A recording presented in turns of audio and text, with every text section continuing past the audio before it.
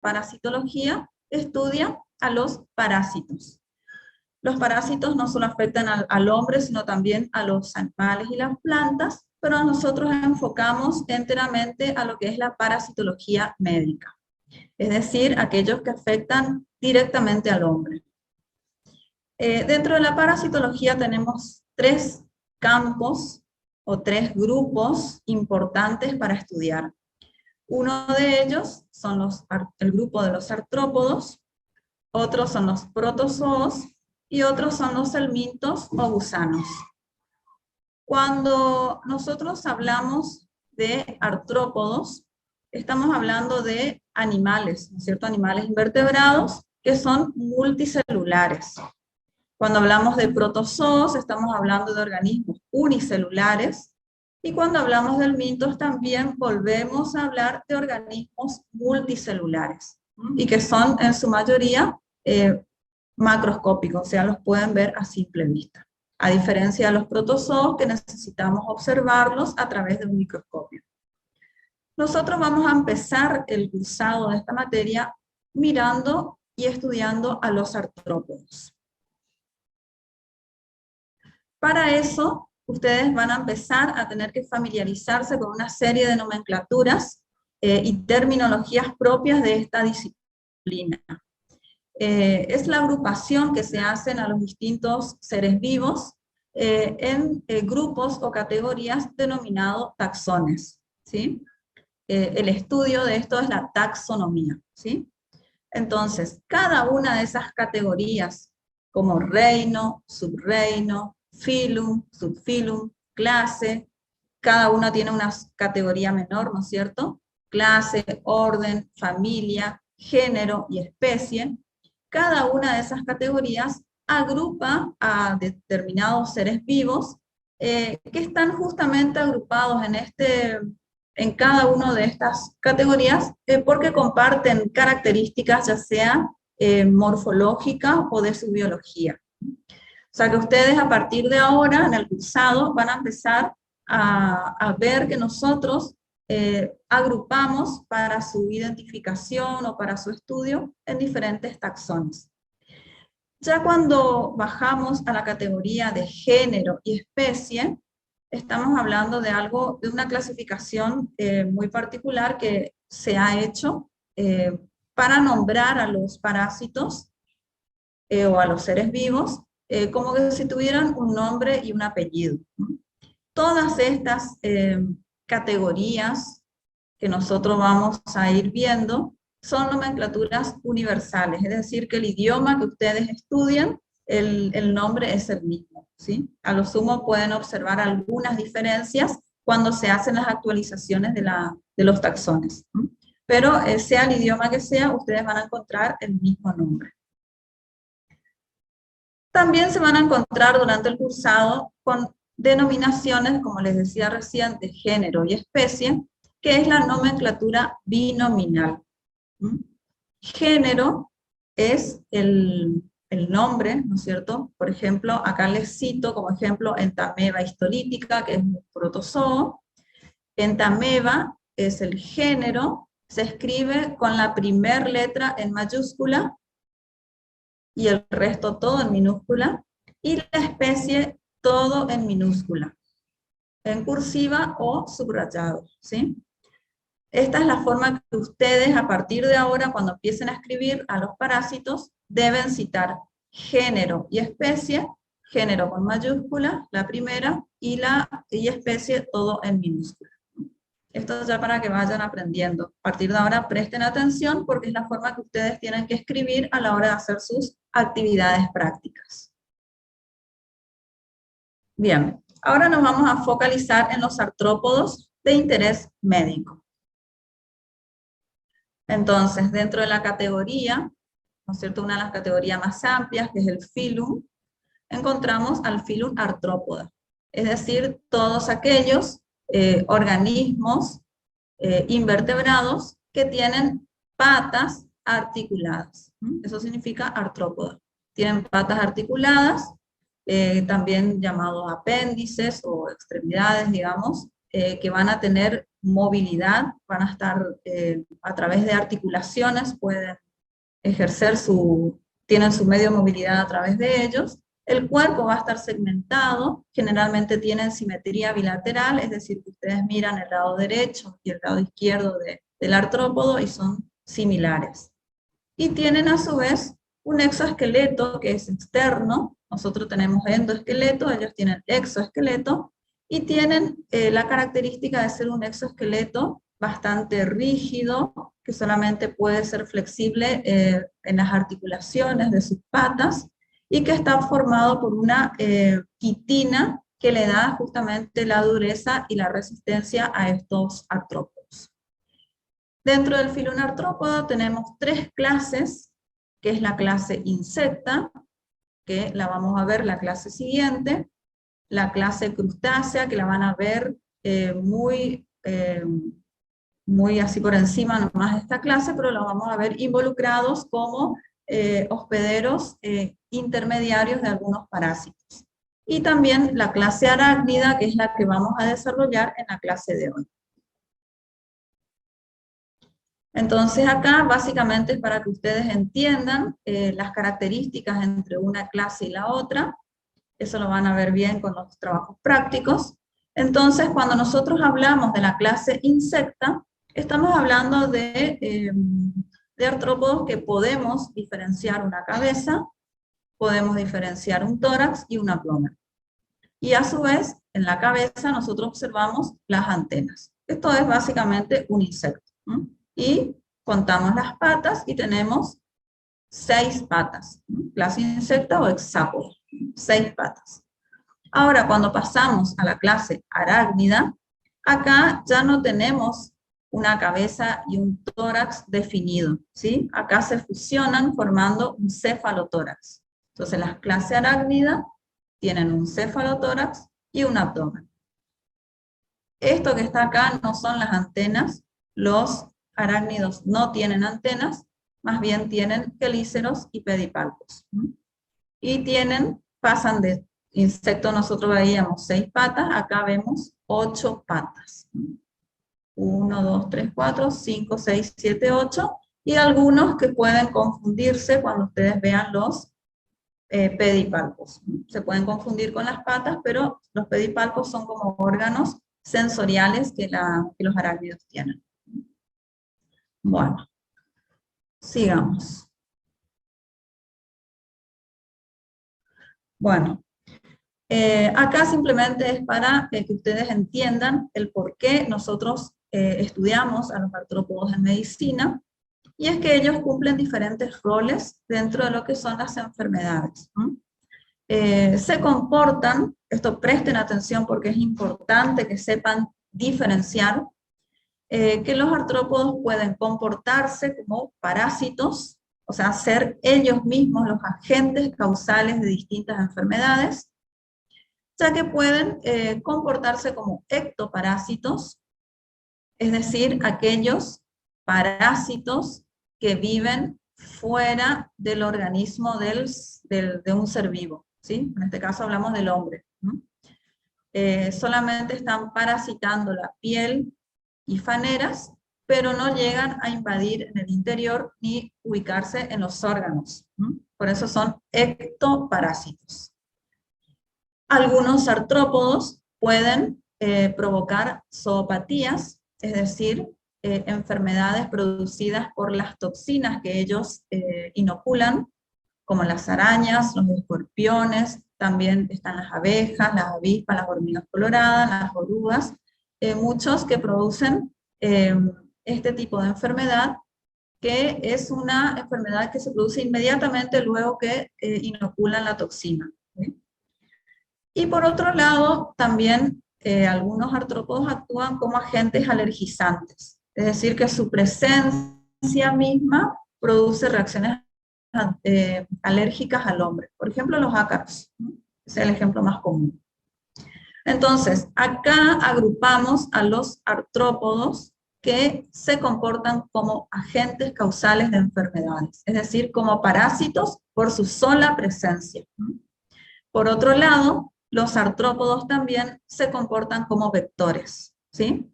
Vectores o transmisores. Son aquellos que pueden transportar en el cuerpo, por eso se llaman vectores mecánicos, es decir, que trasladan un parásito de un lado a otro sin involucrarse en su biología, ¿sí? O sea que si el vector mecánico no se encuentra, el parásito igual cumple su ciclo de vida, ¿sí? Igual se garantiza su supervivencia, simplemente el vector mecánico lo traslada de un lugar a otro. Después tenemos a los vectores o transmisores biológicos. Estos sí son artrópodos que están involucrados en alguna parte del ciclo biológico de estos agentes patógenos. Son transmisores tanto de virus o riquecias, bacterias, de protozoos y de helmínticos. Eso lo vamos a ir viendo a lo largo de la cursada, ¿sí? Entonces, esto es importante que ustedes lo tengan en claro a medida que van estudiando cada uno de los artrópodos. Bien. Ahora, entrando un poquito más en la taxonomía, dentro de la clase arácnida, nosotros encontramos 3 órdenes de importancia médica. El orden escorpiónida, el orden acarina o ácari, que lo van a encontrar muchas veces en las literaturas, y el orden aranea o araneida. Escorpiónida, incluimos a los alacranes o escorpiones. Recuerden que estos son sinónimos, ¿sí? No hay diferencia entre un alacrán y un escorpión. Después tenemos al orden acarina, donde están los ácaros que producen la sarna y también las garrapatas, y acá encontramos a las arañas. Bueno, empezamos entonces con los escorpiones. Acá, como ustedes pueden ver, bajamos un poco la taxonomía y agrupamos en 2 familias. Uno es la familia Butide y otra la familia Boteriuridae, ¿sí? Todas las familias, cuando ustedes lo nombran, tienen esta terminación, dae, ¿sí? Y se pronuncia, o sea, al pronunciar se anula la pronunciación de la A, Butide. Butide, Boteriuridae, ¿sí? Anulamos la pronunciación de la A. ¿Por qué hacemos discriminación de 2 familias? Porque acá nosotros vamos a diferenciar las familias muy venenosas, es decir, que la toxina que ellos pueden inocular son incluso mortales al hombre. Y por otro lado, la familia donde la toxina que ellos poseen no son no son mortales o no pueden producir daño grave al hombre. Recuerden que todos estos tienen sus toxinas porque necesitan para su alimentación. Es la forma en que ellos paralizan a su presa y se alimentan. Lo mismo van a ver con las arañas. Bueno, entonces acá, dentro de la familia Butide, tenemos al género Titius, ¿sí? Dentro de la familia Boteriuridae, al género Botiurus. ¿Cómo van a diferenciar ustedes cuando el día que ustedes hagan una guardia, asista un paciente con un escorpión y les diga, me picó esto, ¿no? Y le traen a ustedes?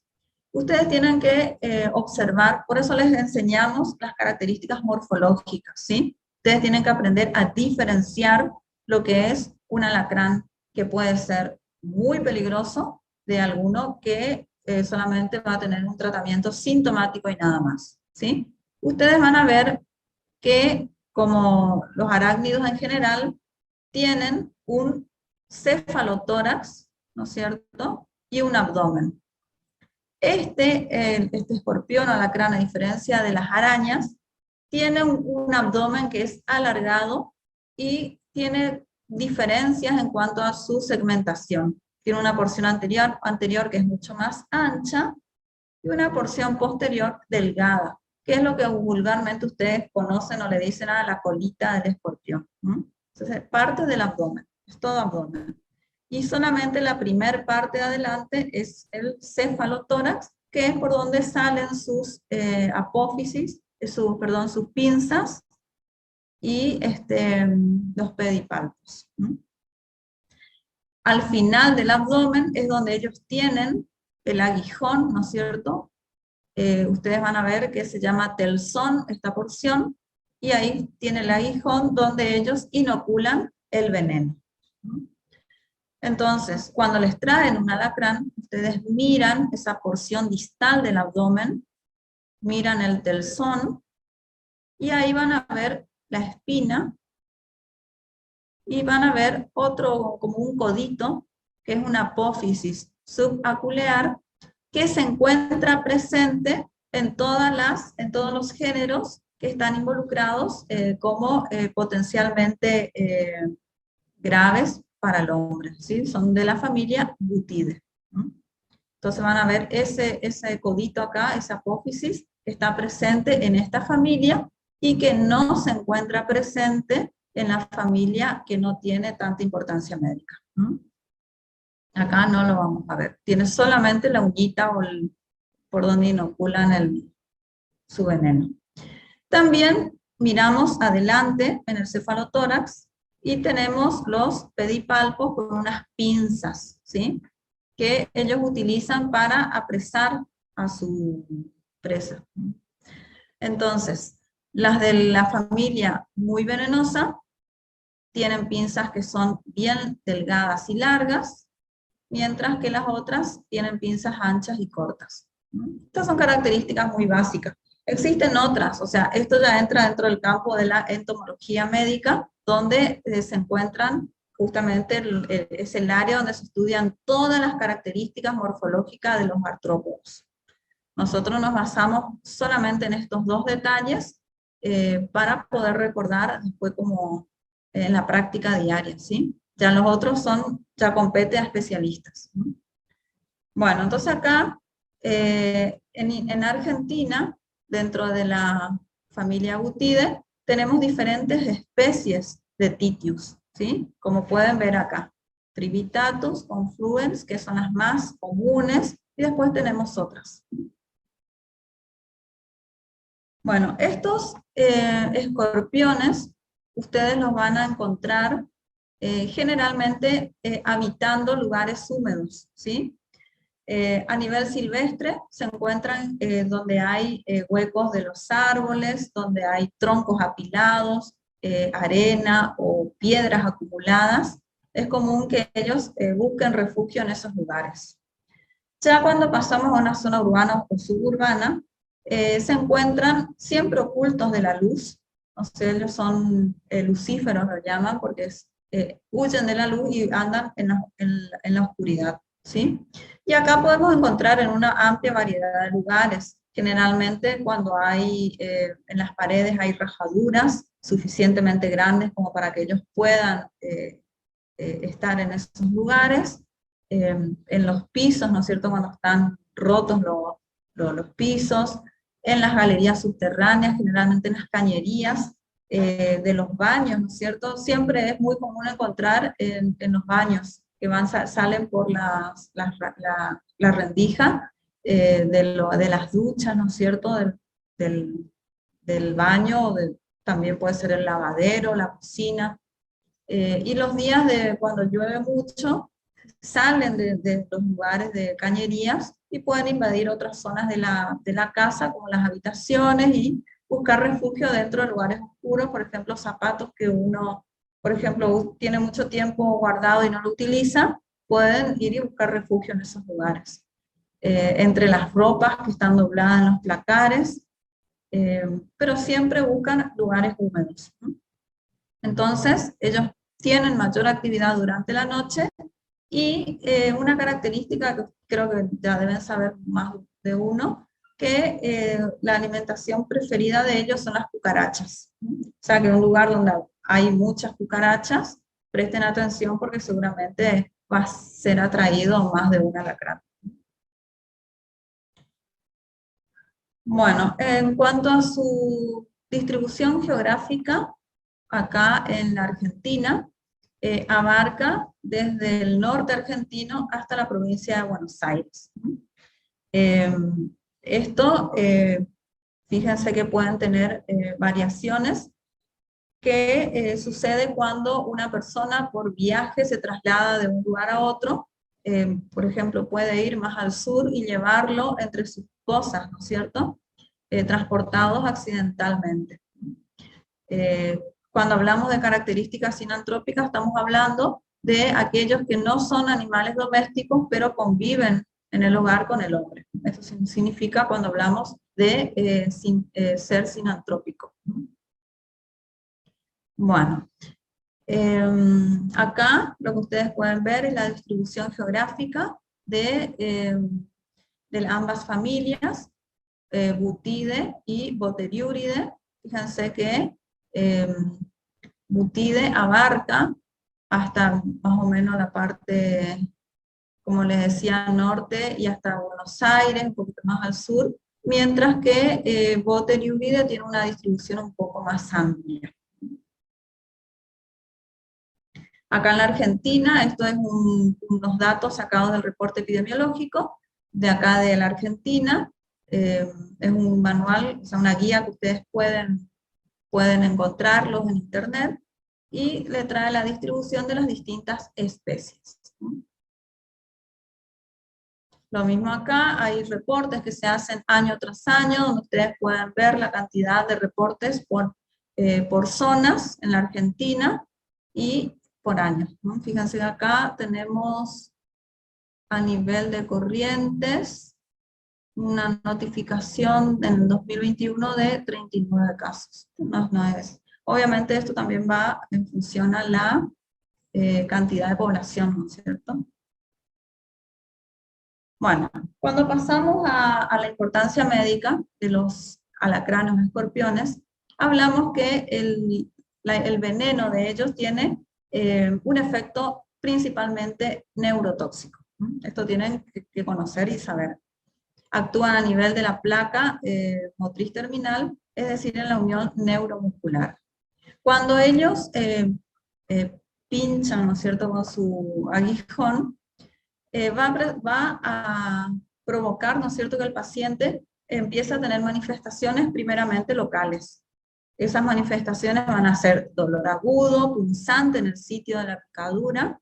Ese dolor puede irradiarse a las zonas contiguas, al lugar donde se inoculó el veneno. Puede tener sensación de hormigueo, hiperestesia, puede haber edema, es decir, acumulación de líquido intersticial, y un poco de hiperemia.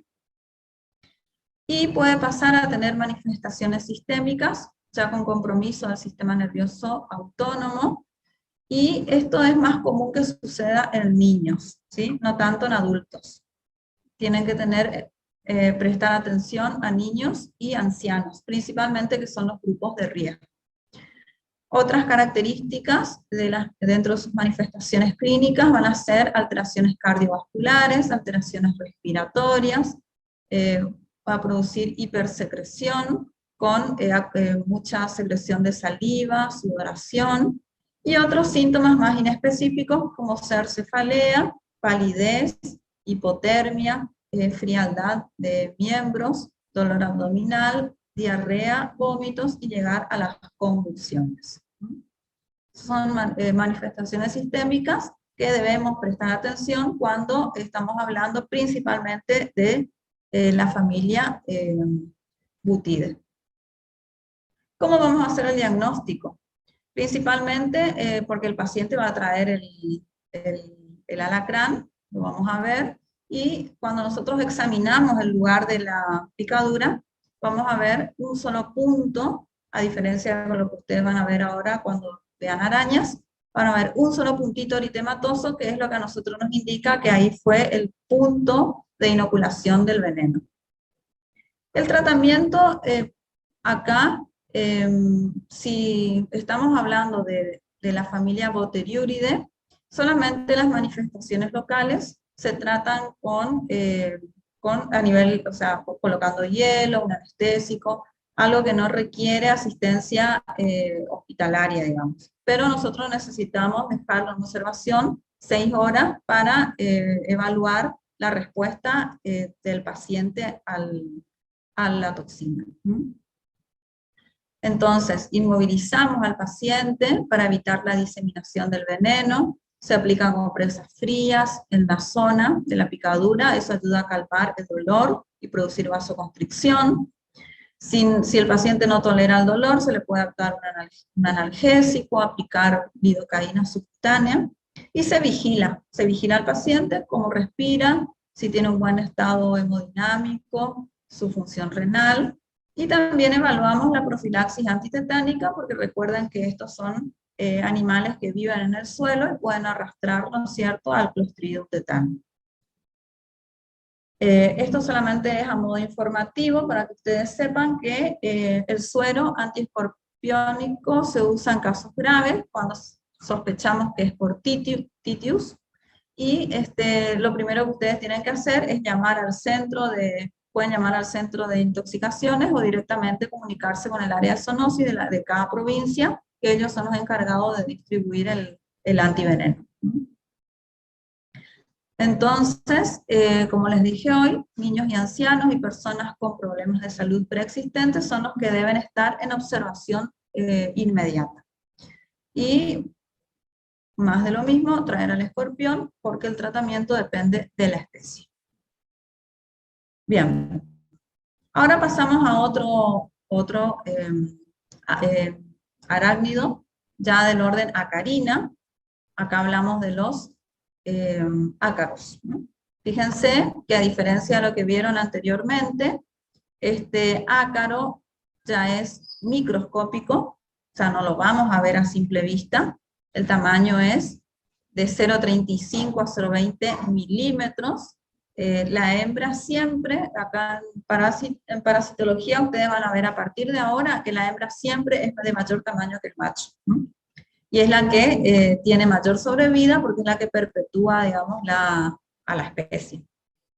Bueno, entonces, cuando hablamos del orden Acarina, dentro de la familia Sarcoptidae, encontramos al género Sarcoptes, especie Escabiei, ¿sí? Y variedad Hominis, es decir, un ácaro que afecta exclusivamente al hombre. Acá recuerden que todos los ácaros son específicos en cuanto al huésped que parasita. O sea que hay un ácaro para el hombre, un ácaro que afecta al perro, un ácaro que afecta a las plantas, a otros animales, y que no van a afectar a otro que no sea su huésped específico. ¿Qué significa esto? Que la sarna humana producida por Sarcoptes escabiei variedad Hominis siempre va a afectar al hombre y no a otros animales. Lo mismo la sarna del perro. El ácaro de la sarna del perro solamente afecta al perro, pero no al hombre. Puede haber una parasitosis accidental, transitoria y autolimitada, que se muere porque no es su huésped. Pero cada ser vivo tiene su ácaro y no puede invadir o no puede proliferar en otro que no sea su huésped, ¿sí? Eso ténganlo presente cuando hablamos de la sarna humana. Entonces fíjense que ya es algo microscópico, no tenemos diferenciación acá de cabeza, tórax, abdomen, no hay cefalotórax, no hay abdomen, es un cuerpo totalmente enterizo. Y lo que van a ver en su estructura anterior es una falsa cabeza, o un capitulum, le llaman, una falsa cabeza que es por donde se alimenta. Y van a ver extremidades, que son las patitas, que van a tener 8 patas, como todos los arácnidos. Bueno, ¿qué característica tiene este ácaro de la sarna? Que en la fecundación, o sea, machos y hembras, copulan en la piel de su huésped, ¿sí? Están en la superficie de la piel, pero solamente la hembra, bueno, acá sería la hembra la más grande, solamente la hembra es la que se introduce en el estrato córneo, es decir, que cuando hablamos de parasitosis con Sarcoptes escabiei, hablamos de que solamente la hembra es la parásita, ¿no? Es de la que se mete en el estrato córneo una vez que está grávida, es decir, cuando copula y y forma los huevos, va formando túneles en la piel, por debajo de la piel, y a medida que forma túneles, avanza y va poniendo sus huevitos, ¿no? Deposita un total de aproximadamente 50 huevos como máximo durante toda su vida, ¿no? Esos huevos, una vez que eclosionan, va a salir una larvita de ese huevo. Y esa larva va a mudar. Cuando hablamos de mudar, significa que dejan su cutícula vieja y adquieren una nueva que le permite tener un mayor tamaño, ¿sí? Ahí, así, cuando hablamos de mudas, estamos hablando de crecimiento, ¿sí? Entonces mudan de una larva, mudan a unas ninfas, y esas ninfas al cabo de 14 a 17 días se convierten en adultos, adultos machos y adultos hembras, ¿no? Y vuelve otra vez el ciclo, copulan y volvemos a repetir el ciclo, ¿no? Recuerden que solamente la hembra se introduce en el estrato córneo, mientras que el macho, después de la cópula, muere, y las larvas y las ninfas que quedan en la superficie de la piel. Ellas no invaden el tejido, ¿cierto? Y acá vamos a tener un periodo de incubación de 2 semanas, donde el paciente después empieza a tener manifestaciones clínicas, que lo vamos a ver más adelante, y algo que ustedes tienen que tener en cuenta es que el contacto, o sea, la infección o el contagio, como les suelen decir, la infección es por contacto directo, es decir, piel a piel, en forma estrecha, ¿sí? Acá ustedes pueden observar la localización de donde vamos a encontrar a la hembra. Es la hembra la que se introduce en distintos lugares del cuerpo, y los más frecuentes son a nivel de los pliegues del codo, de las muñecas, entre los dedos, a nivel de los glúteos, en la zona subglútea, submamaria, en la región inguinal, en la zona genital, o sea, la ingle, pero no afecta ni la cara, ni el cuero cabelludo, ni las palmas. O sea, es muy difícil que a nivel de las palmas, porque tenemos piel dura, sino es más que nada en los espacios interdigitales de los dedos, y lo mismo en los pies. Fíjense que mayoritariamente la localización es hasta el pliegue por detrás de las rodillas, ¿sí? El hueco popliteo, en esta zona, ¿sí? Estos son hay 2 líneas, ¿no es cierto?, imaginarias, que se llaman líneas de hebra, que separan, o sea, el límite donde afecta la sarna en el hombre. Las lesiones que va a producir es dermatitis, es decir, va a ser muy pruriginoso, el paciente se va a quejar de que le pica principalmente a la noche, un prurito intenso, que se acentúa con el calor y en horas de la noche, y que empieza a aparecer como una erupción maculopapular, es decir, con manchitas rojas que después tienen como una rugosidad, y que se pueden producir escoriaciones por el rascado, es decir, lesión en la piel. La hembra nunca atraviesa más allá del estrato córneo, o sea que queda, cuando hace el surco acarino, queda en el último segmento del surco, y eso se llama vesícula perlada de Bacille. Es decir, el lugar donde está el puntito es donde está la hembra, que después, cuando ella ovipone todo, cumple su ciclo y muere, y queda muerta en ese túnel. Pueden haber reacciones alérgicas propias por la saliva, ¿no es cierto?, del ácaro, porque ellos introducen el capítulum, o sea, la parte bucal se introduce en el estrato córneo, y de ahí se alimenta, ¿no? Y esa saliva que ellos producen generan reacciones alérgicas, ¿no? Bueno, eso es en relación a la sarna producida, la sarna sarcóptica o escabiosis, ¿no?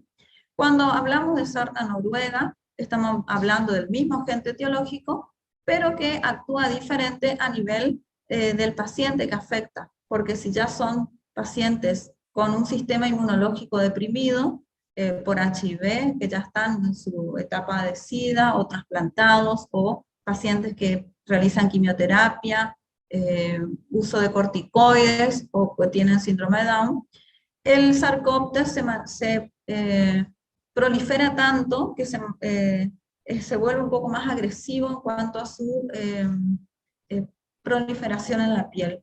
Y empiezan a haber demasiados ácaros y se forman costras que en este caso, por estar inmunodeprimido, el paciente no tiene picazón, ¿sí? O sea, hay escaso o nulo prurito. No le pica, y esas placas, fíjense que ya afectan a las extremidades y puede afectar ya el cuero cabelludo y la cara, a diferencia de la sarna sarcóptica que no afectaba a esos lugares. Y hay una hiperproliferación de los ácaros con hiperkeratosis y ya lleva a la discapacidad del paciente. Entonces acá, ¿cómo vamos a hacer el diagnóstico? El diagnóstico a simple vista no lo podemos hacer. Nos orienta la clínica y la epidemiología, porque generalmente la enfermedad se manifiesta en forma de brotes en el núcleo familiar, en una guardería, en las cárceles, en lugares donde hay hacinamiento de personas. ¿Sí? Siempre evolucionan en brotes porque es altamente contagioso.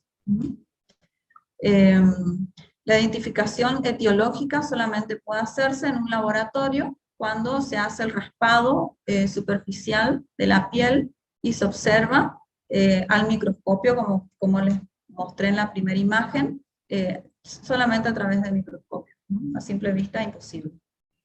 Bueno, y el tratamiento se hace vamos a usar permetrina al 5%, se hace a nivel con cremas, ¿no es cierto? Uso tópico se llama eso, dosis única, que se deja actuar en la piel por 8 a 14 horas. Digo dosis única porque se utiliza una sola vez, pero nosotros, teniendo en cuenta el ciclo del parásito, sabemos que entre que se depositan los huevos hasta que hasta que evoluciona adulto pasan 14 días, ¿sí? O sea que yo en 14 días nuevamente tengo que volver a hacer un nuevo tratamiento tópico para matar justamente a aquellos que volvieron a hacer un ciclo biológico en el cuerpo. Obviamente se indica baños repetidos con agua y jabón, porque de esa forma barremos, limpiamos las larvas y las ninfas y los machos que puedan quedar en la superficie de la piel. Y bueno, hay otros tratamientos con benzoato-bencilo y ivermectina también, que pueden ser utilizados para este tipo de parasitosis. Bueno, y para finalizar, importante la profilaxis, el lavado de la ropa. Fíjense que hay que usar agua con una temperatura de 60 grados para matar todo tipo de ácaros que puedan existir.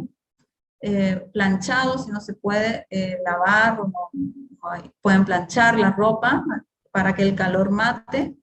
Exponer al sol los juguetes de los niños, o colocar en bolsas de residuos y cerrarlo herméticamente por 72 horas para que puedan morir todos los ácaros presentes en esos objetos o ropas.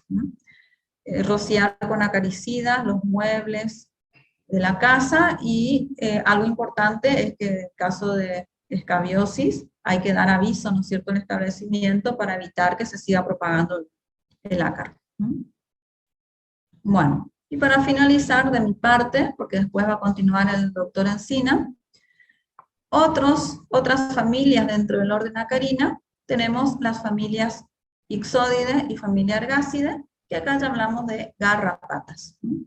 A diferencia de los ácaros anterior del Sarcoptes cabiei, estas garrapatas son macroscópicamente visibles, ¿sí? Hay dos familias de importancia médica. Unas son llamadas garrapatas duras, porque tienen un tegumento que es grueso, que tiene un escudo dorsal, que es muy evidente en los machos, y que solo se encuentra en la parte anterior en las hembras. Eso es característico. Y las argácidas, que son garrapatas blandas, porque no tienen ese escudo. El tegumento no es grueso, por eso son blandas. En las ixódides vamos a ver que los machos son más pequeños que las hembras, mientras que en Argácide no tenemos ninguna característica que nos diferencie en macho y hembra. Por eso hablamos que no hay dimorfismo sexual, o sea, no podemos diferenciar entre sexos. Todas evolucionan con un ciclo que va desde el huevo, larva, ninfas y adulto, ¿no es cierto? Muy parecido al Sarcoptes cabiei. Todos son hematófagos, es decir, se alimentan de sangre.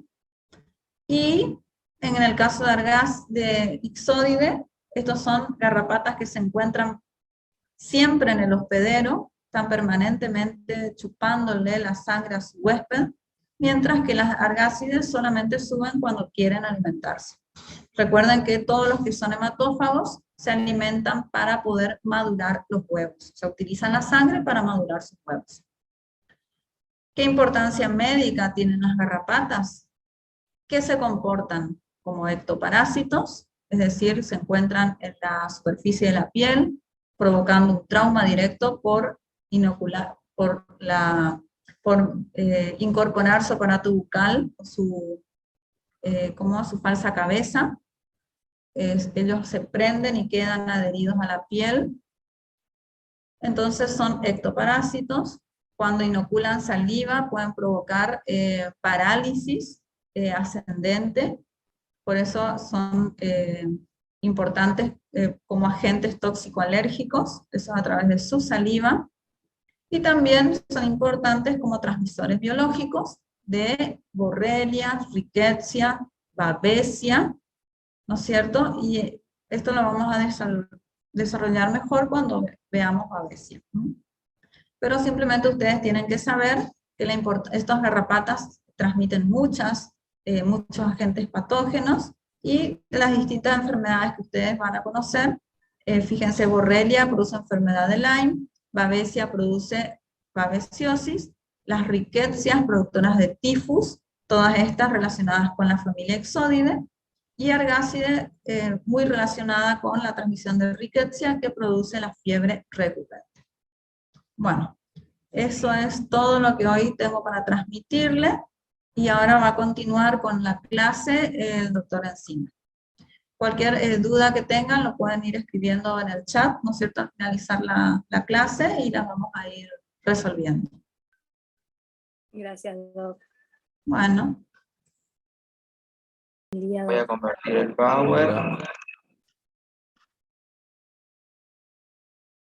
¿Lo están viendo? Sí. Sí, se ve. Perfecto. Bueno, vamos a hablar un poquito de lo que está quedando de arácnidos. Vamos a hablar ahora sobre las arañas que tienen importancia médica, ¿sí? Tenemos que saber, primero voy a hablar un poquito de generalidad, después le vamos a ir ubicando, y como habló la doctora Mieres, vamos a ir caracterizándolas por diferentes tipos de agrupaciones que comparten características hasta llegar a los géneros y especies que nos interesan estudiar hoy en día porque tienen implicancias en el ser humano, ¿sí? Bueno, solamente para darle un pantallazo de lo que vamos a ver en la clase, vamos a hablar de sistemática, vamos a hablar de la morfología, distribución geográfica, epidemiología, ciclo biológico, la patogenia, diagnóstico, tratamiento y la prevención de accidentes, muy importantes, ¿sí? Las arañas pertenecen a clase arácnida, y estas son un grupo que están muy distribuidos a nivel mundial. Se dice que se las pueden encontrar en todos los continentes. En el único lugar donde no se las pueden llegar a encontrar por las características climáticas es en la Antártida. Son especies que están emparentadas con lo que vimos anteriormente y están lejanamente relacionadas con los insectos que vimos las diferencias en la clase anterior, ¿sí? Todas estas son depredadoras, por generalidad, de pequeños animales, generalmente son solitarias, algunas son más depredadoras que otras, ahora vamos a ir caracterizándolas a cada una, y van a producir sedas que van a tejer diferentes tipos de redes para objetivos diferentes según el tipo de araña y lo que está necesitando en ese momento, que puede ser como para la protección, para poder mantener a sus crías, para proteger sus viviendas, para atrapar a sus presas, entre otras, ¿sí? De todas estas especies que vamos a ver, solamente se dice que una docena a nivel mundial son las que realmente son peligrosas y están implicadas en lo que es la salud del ser humano. Bueno, casi toda, la totalidad de estas van a producir, van a tener sus glándulas para producir veneno. El fin siempre es importante saber que no tienen como finalidad atacar al ser humano, sino que el veneno es como para paralizar a sus presas y poder alimentarse. Es su mecanismo de sobrevida, ¿sí? Es la manera en la cual se van a alimentar. Las arañas van a tener diferentes tipos de tamaños, diferentes tipos de características. Hay algunas que son muy pequeñas, otras que son muy grandes, y es importante tener en cuenta y saber bien y ubicarnos nosotros en sus tamaños, porque es la primera característica que nos va a hacer diferenciarlas de si es o no es de importancia médica, ¿sí? Bueno, de todas las arañas que existen, las que nosotros vamos a ver son las pertenecientes a los géneros Latrodectus, Foneutra y Loxoceles. Son las que en la Argentina tenemos y son las que nos interesan estudiarlas hoy. Bueno, para comenzar, esto es una anatomía externa de la araña en general. Tenemos las tres vistas, una vista dorsal, una vista lateral y una vista ventral.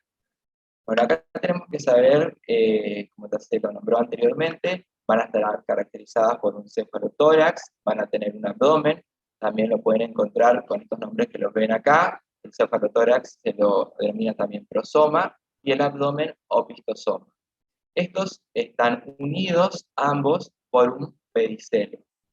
Lo importante del cefalotórax es que todos estos apéndices que tenemos van a tener las patas, los quelíceros, los pedipalpos, todos van a estar insertos siempre en el cefalotórax. Después también vamos a ver en la parte ventral, en las hembras, en la cual vamos a encontrar el epiginio, ¿sí?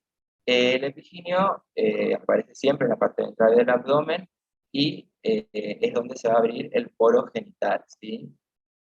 Después también tenemos otras aberturas, que son hendiduras pulmonares o pulmones, que se lo denominan, y es utilizada para la parte respiratoria.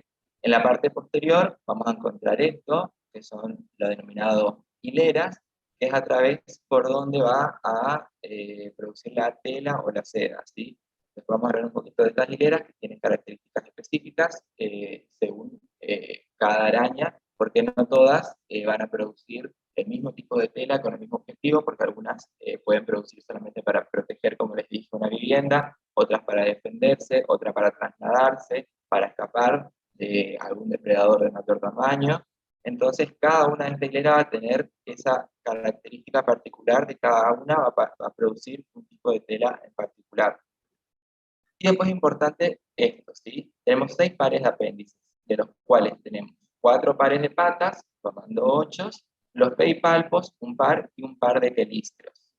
Ambos van a estar todos insertos de cefalotórax y tenemos que los quelíceros, en la parte más anterior de su inserción, es con lo que primero nos vamos a encontrar. Cada uno va a estar provisto por una uña que va a estar muy afilado y son siempre miembros articulados, todos, ¿sí? Tanto las patas, quelíceros como pedipalpos, son muy duros estos quelíceros y tienen interiormente un canalículo por donde van a expulsar o va a salir su veneno. Los pedipalpos, en esta figura acá vemos un poquito mejor, son más pequeños, como se los nombró anteriormente. Estos, a diferencia de las patas, siempre van a ir hacia adelante de la araña y van a ir como flotando, sino que no van a ir apoyados, ¿sí? Son órganos sensoriales. Estos los machos por ahí lo utilizan también en su momento para la copla, para cortejar a las hembras, para hacer un estilo de baile o llamar la atención, ¿sí? Y bueno, y luego las últimas apéndices que salen, digamos, del abdomen, del cefalotórax, es los 4 pares de patas, ¿sí? Entonces vamos a tener quelícero lo más anterior, continuamos con los pedipalpos en la parte intermedia y en la parte más posterior del cefalotórax los 4 pares de patas. Bueno, para entrarnos y ubicarnos y que nos sea más fácil el estudio de cada uno de estas arañas, como se habló ya, tenemos que ubicarlos, ¿sí? Entonces, al tener dos tipos de grupos de los cuales vamos a hablar, hoy vamos a hablar de estos géneros, ¿sí? Loxosceles, Latrodectus, Phoneutria, Licosa y Gran Mostola. Estos géneros van a estar agrupados en un grupo, o también lo pueden llamar, lo puse entre paréntesis como suborden, porque pueden encontrarlos de los dos nombres, de las dos maneras, en la bibliografía. Entonces tenemos dos grandes grupos, el grupo de las labiognattas y el grupo de las ortognatas. También le pongo los nombres que pueden encontrar, porque a veces encuentran labiognata o araneoforme, que es como se lo llaman actualmente, y las ortognata megaloforme. Entonces le pongo los dos para que vayan sabiendo si lo encuentran, se está hablando de lo mismo. Estos van a compartir características que vamos a verlos acá, por ejemplo, ¿sí? Una de las características que van a hacer que se diferencien de un grupo labiognata de un grupo ortognata es la observación de los quelíceros, ¿sí? Los quelíceros en el grupo de labiognattas se van a movilizar perpendicularmente al eje longitudinal del cuerpo. En cambio, en las ortognatas se van a movilizar paralelo al eje longitudinal del cuerpo. Entonces, estas son dos grandes características en las cuales ya vamos a diferenciar a las del grupo labiognata y ortognata para poder ubicarlas según los géneros y las especies que vamos a ver. Bueno, para hablar un poquito, hay mucha información en el Power escrita, por ahí le puse mucha info, o para que tengan bien plasmado. No voy a explicar por ahí lo que pueden leerlo y no amerita mucha explicación, por eso es lo que van a ver mucho texto, ¿sí? Para que tengan bastante completo al momento de poder repasar y ubicarse para leer la bibliografía. Bueno, ¿cómo van a hacer la araña? La araña lo que va a hacer es generar esto, que es lo que se llama ooteca, que está generado por tela en la parte posterior de la araña, y es lo que va a contener a los huevos para luego nacer, ¿sí? Las arañas nacen dentro de esta ooteca, dentro de la cual van a producir dos o tres mudas, en general son dos mudas, y luego cuando ya tienen unos quelíceros un poquito más incipientes, un poquito más fuertes, rompen esta protección entre los septáculos sedosos y comienzan a salir. Lo importante es que del 100% de las arañas que van a nacer o sea, van a poner un 100% de huevos, de los cuales no todos van a llegar a nacer. Se cree que un 50% nomás de estos huevos puestos van a ser arañas que van a lograr nacer. Es parte de la biología y es lo que pasa en general con estas especies, ¿sí? Luego también, cuando salen de esta ooteca, son muy independientes, pero están siempre en protección de la madre, ¿sí? La madre las protege, pero pasado un tiempo no muy lejano, comienza el canibalismo entre ellas mismas. Entonces, ¿qué pasa? Nuevamente, de ese 50% que habían puesto los huevos, ya va a ser mucho menos, aproximadamente el 100% de los huevos, solamente un 25% va a poder progresar como una araña que pueda seguir sus mudas y llegar a la vida adulta. Una vez que comienza ese canibalismo, cada araña hija se separa y comienzan su vida independiente. Bueno, en la tela araña, las sedas de esta araña son simplemente fibras proteicas, son muy fuertes, son más fuertes que el acero, 2 veces más elásticas que el nylon, entonces tienen esas dos características que son súper importantes, pues son fuertes y elásticas, dos características que hacen que se las pueda proteger y puedan tener su ciclo de vida, su alimentación, su protección en la vivienda y su casa de manera apropiada. Bueno, tenemos las glándulas sericígenas que van a producir una sustancia proteica que cuando entra en contacto con el aire es cuando se va a producir la resistencia, ¿sí? Y estas se van a comunicar a través de las llamadas hileras que les nombré anteriormente, que según la especie pueden fabricar diferentes tipos de seda o de telas. ¿Cuál es el objetivo de la seda? ¿Para qué utiliza la araña? Para diferentes motivos, como ser ya los nombré muchos: cazar alimento utilizando como trampas, tapizar las cuevas subterráneas donde van a instalar su vivienda, van a fabricar las ortecas para producir su descendencia, van a cumplir cierta función sexual, es donde el macho va a depositar este esperma, incluso también como cortejo hacia la hembra. Muchas veces lo que hace el macho es buscar una presa, envolverla en su seda, hacerlo como un ritual o un baile de apareamiento, se denomina, y le ofrece a la hembra ese alimento como cotejo al apareamiento que se está por producir.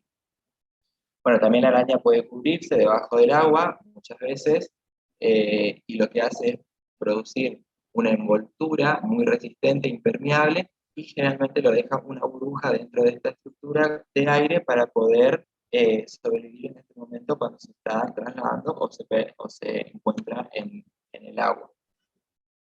Bueno, con respecto a ya caracterizar a cada uno de los géneros que vamos a ver, vamos a empezar con Loxoceles.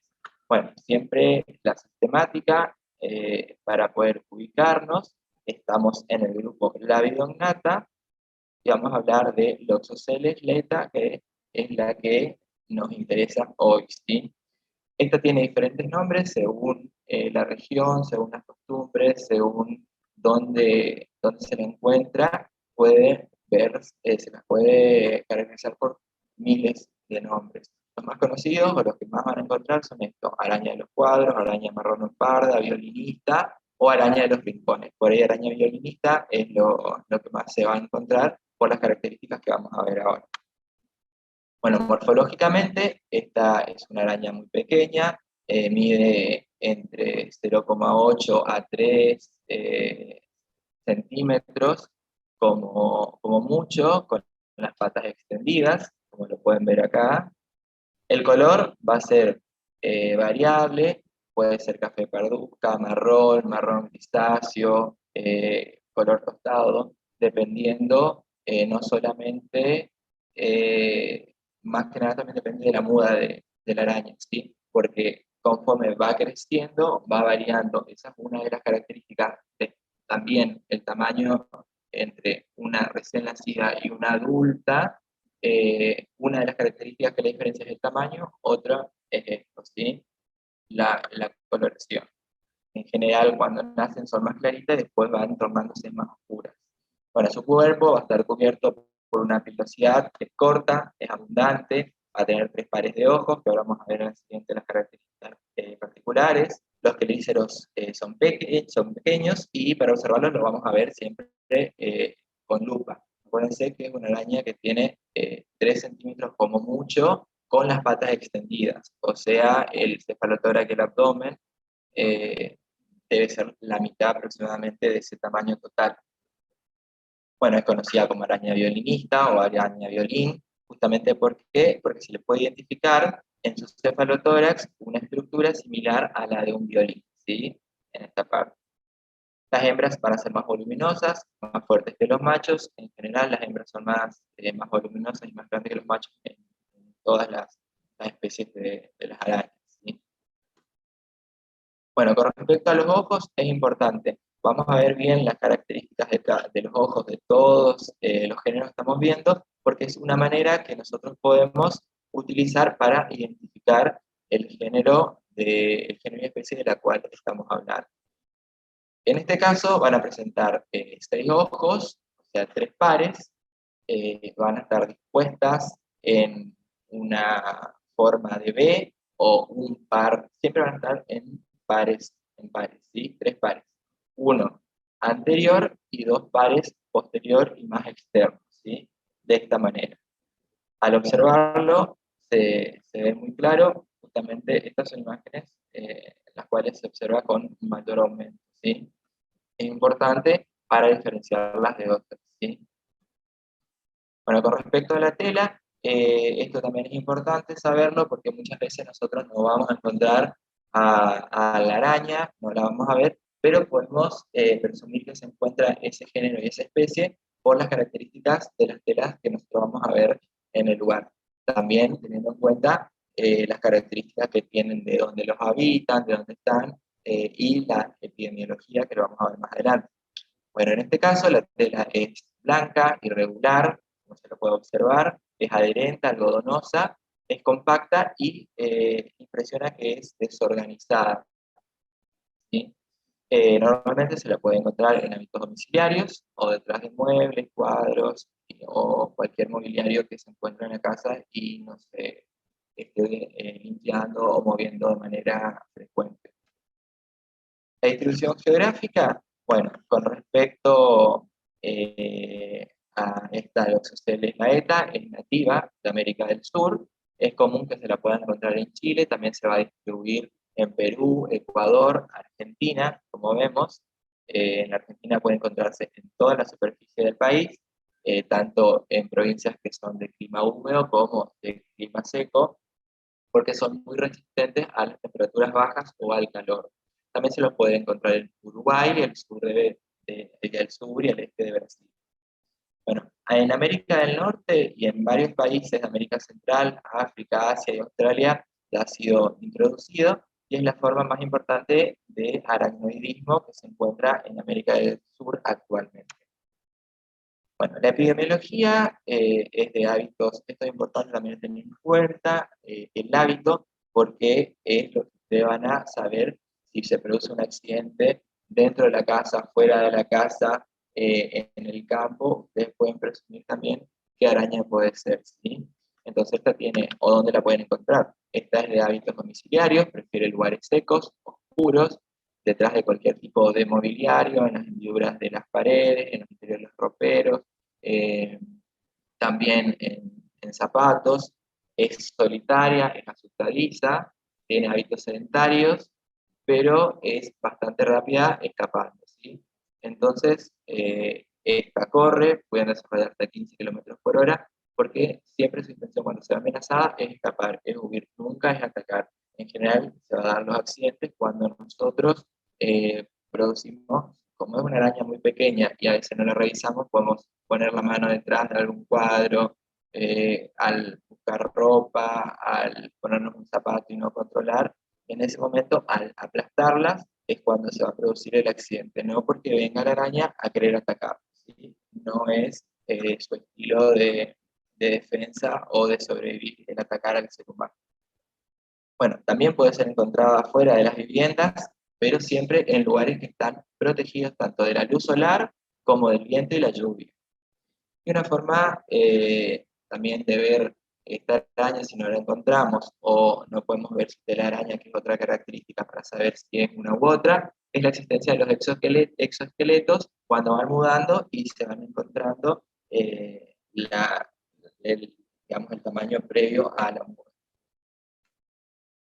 Bueno, entonces, ¿qué es el oxocelismo? El oxocelismo es el envenenamiento, se dice que siempre se habla del oxocelismo cuando es potencialmente grave y letal, y se va a producir ¿por qué? Por la inoculación del veneno por las arañas del género Loxosceles. Bueno, esto, acá tenemos muchas características que después vamos a verlas bien. Es habitual que esta picadura en general pueda pasar desapercibida durante las primeras horas.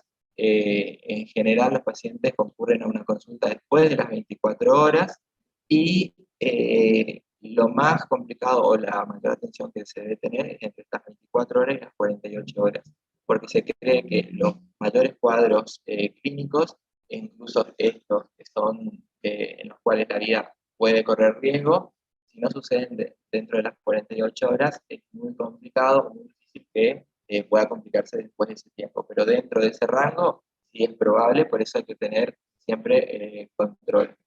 Lo más adecuado siempre va a ser la administración precoz de antiveneno. Importante que tengan en cuenta, los antivenenos están disponibles para tres géneros, son para Loxosceles, Latrodectus y Foneutrias. Estos accidentes son de reporte obligatorio y se encuentra el antiveneno, que es el tratamiento específico para el caso y para evitar sobre todo las complicaciones, y más que nada las complicaciones graves. Bueno, la acción del veneno, también importante a tener en cuenta y recordar esto, que tiene acción dermonecrótica y o hemolítica, ¿sí? Es importante también saber porque al encontrar una lesión podemos presumir de qué estamos hablando. Hay muchos componentes tóxicos que tiene el veneno para el ser humano, pero la esfingomielinasa D es la responsable del mayor componente tóxico que está compuesto el veneno, ¿sí? Estas van a producir extensas lesiones locales, en las cuales se pueden observar áreas isquémicas, cianóticas, hemorrágicas, y pueden formar una llamada placa marmórea, que ahora vamos a ver en una imagen cuáles son las características. Bueno, se puede producir pasado el tiempo una placa necrótica, luego una costra, y que se puede desprender de 7 a 15 días. Esto, que puede dejar una úlcera de lenta cicatrización, también va a depender de la extensión de la lesión, ¿sí? La extensión y la profundidad.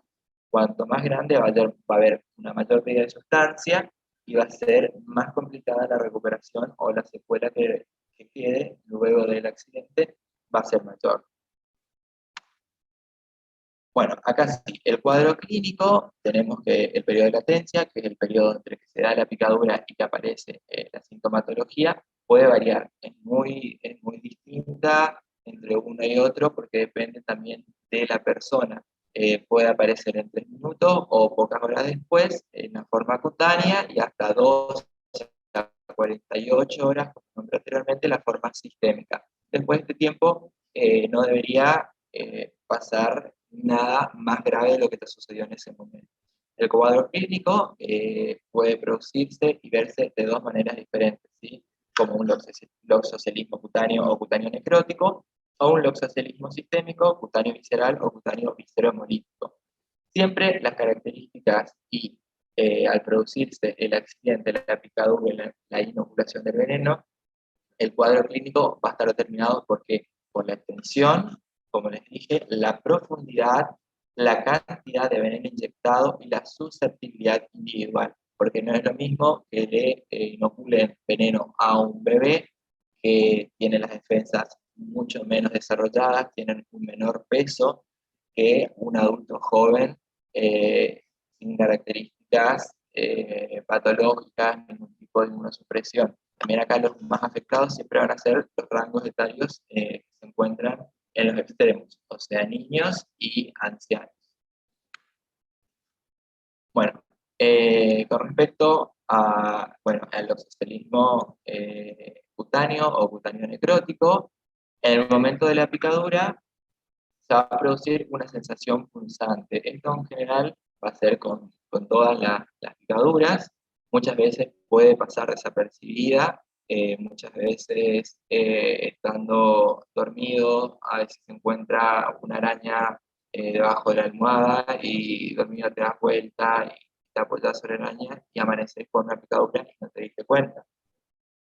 Bueno, luego esta puede aparecer también un dolor urente, un dolor quemante, que puede estar o no acompañado de un edema local, ¿sí? En el sitio de la picadura pueden aparecer diferentes tipos de lesiones, como vemos en esta imagen de un loxocelismo cutáneo. Esto es una placa ligoide, la placa es esta zona de color violáceo, luego se puede ver un halo también más blanquecino, amarillento, que es el edema, y lesiones internas. Podemos ver ampollas, podemos ver una escara inicial, que esto puede evolucionar de diferentes maneras, ¿sí?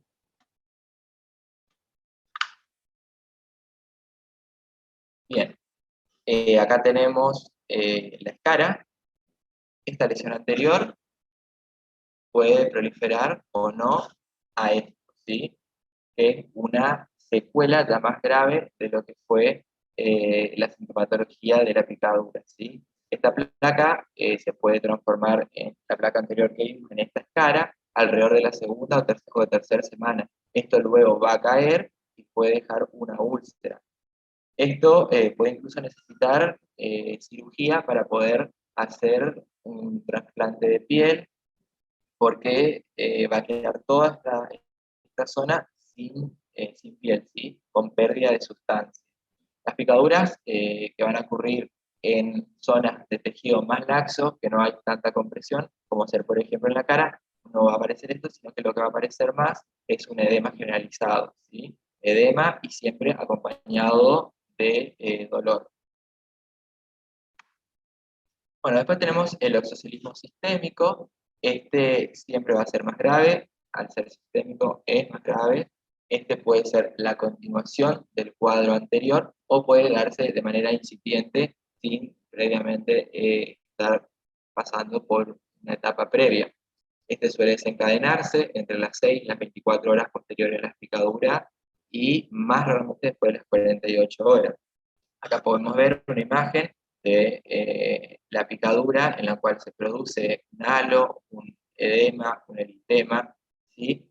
Y este cuadro, que sería el cuadro local, se le pueden continuar con manifestaciones sistémicas. Las manifestaciones sistémicas son varias, como vemos acá: anemia hemolítica, escalofrío, hipertemia, hematuria, hemoglobinuria, ictericia, una coagulación intravascular diseminada, insuficiencia renal aguda, y la muerte como última causa, ¿sí? Lo más grave son estas tres partes, cuando aparece la coagulación intravascular, la insuficiencia renal, porque no solamente esto comienza a complicarse, sumado a todo lo anterior, es de difícil también recuperación. Y para tener en cuenta, cuando las plaquetas están bajas, cuando comienzan a disminuir el recuento plaquetario, es lo que nos puede dar a pensar de que el cuadro puede complicarse aún más, ¿sí?